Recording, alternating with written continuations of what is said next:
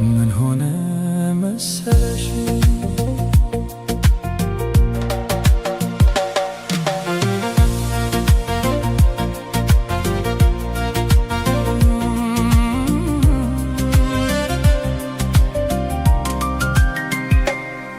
ብቻዬን የሄድኩ ብቻዬን ስመጣ አዲስ አልነበርኩም ለሾለ ጋሬታ ሁሉን ያየሁበት ሁሉን ያወቁበት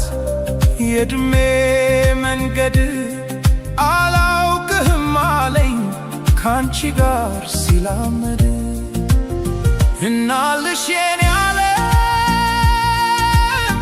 ምን ሆነ መሰለሽ